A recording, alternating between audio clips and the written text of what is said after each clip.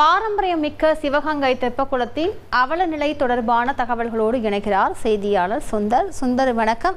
கூடுதல் தகவல்களை விவரங்களை பதிவு பண்ணுங்க.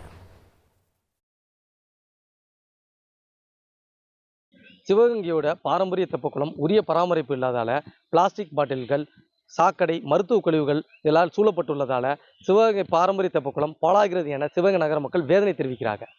சிவகங்கை அரண்மனை பக்கத்திலே பார்த்தீங்கன்னா மன்னர் காலத்தில் செம்புரான் கற்களை கொண்டு 5 ஏக்கர் நிலப்பரப்பில் பிரம்மாண்டமாக கட்டப்பட்டதாங்க இந்த தெப்பக்குளம்.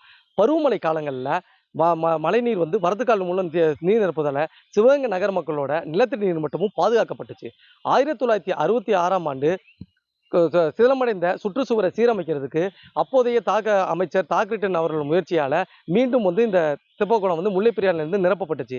மீண்டும் 2018 அதிமுக ஆட்சி காலத்தில் அமைச்சர் பாஸ்கரன், மாவட்ட ஆட்சியர் ஜெயகாந்தன் முயற்சியால் மீண்டும் நிரப்பப்பட்டு தற்போது ஒரு தண்ணி இருக்குது. ஆனால் தொடர்ந்து தெப்பக்குளம் பராமரிக்கப்படாதால பிளாஸ்டிக் பாட்டில்கள், மனித கழிவுகளால் நிரம்பி வழிகிறது. இதை குறித்து சிவகங்கை நகர தலைவரிடம் கேட்டபோது பார்த்தீங்கன்னா, சிவகங்கை தெப்பக்குளத்தை சீரமைத்து நடைபாதை, தெப்பக்குள மையப்பகுதியில் மண்டபம் அமைக்கிறதுக்கு 5 கோடி அளவில் திட்ட மதிப்பீடு செய்து அரசுக்கு அனுப்பியிருக்கும். அரசு நிதி ஒதுக்கீடும் உடனடியாக பணிகள் தொடங்கப்படும் என்று கூறியிருக்காங்க. தற்போது தெப்பக்குளத்தோட நிலைமையை பற்றி சமூக ஆர்வலர் சீனிவாசன் அவர்கள்ட்ட நம்ம கேட்டு தெரிஞ்சுப்போம். தங்களோட கருத்தை பதிவு செய்யுங்க. வணக்கம் சார். தமிழ்நாட்டிலேயே சிவகங்கை மாவட்டம் ஏரிகள், குளங்கள் நிறைந்த 2வது மாவட்டம். முதல் மாவட்டம் செங்கல்பட்டு மாவட்டம். 2வது மாவட்டமான சிவகங்கை ஏரிகள், குளங்கள் நிறைய இங்கே இந்த மாவட்டத்தில் நிறைய இருக்குது. அதுவும் சிவகங்கை நகர் மத்தியில் இந்த தெப்பக்குளம் இருக்கிறது சிவகங்கை நகருக்கே ஒரு அழகை கூட்டக்கூடியது, பாரம்பரியம் மிக்கமான ஒரு தெப்பக்குளம். இந்த தெப்பக்குளத்துலேருந்து மண் எடுத்து தான் அரண்மனையை கட்டினதாக வரலாறு கூறுகிறது. அப்படிப்பட்ட ஒரு தெப்பக்குளம் இப்போ சமீப காலத்தில் ரொம்ப சிதிலடைஞ்சு குப்பைகள், கூலங்கள், மனித கழிவுகள்லாம் இந்த தெப்பக்குளத்தில் கலந்து பயங்கரமான ஒரு துர்நாற்றம் அடிக்குது.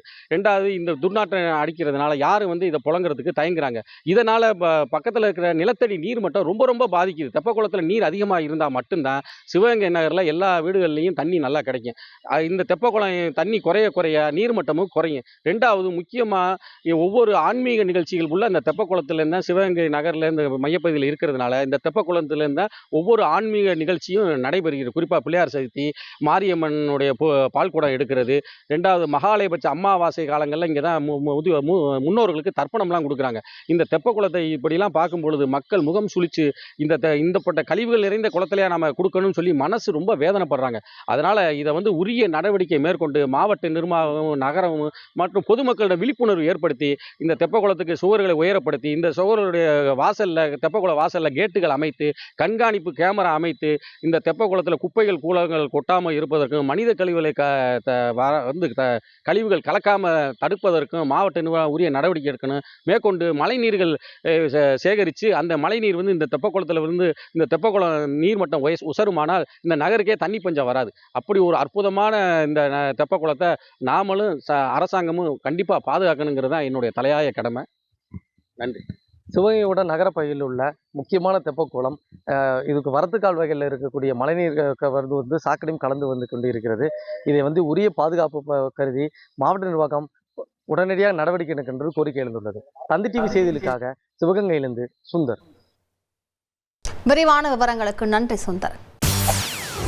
செய்திகளை உடனுக்குடன் தெரிந்து கொள்ள உடனே சப்ஸ்கிரைப் பண்ணுங்க.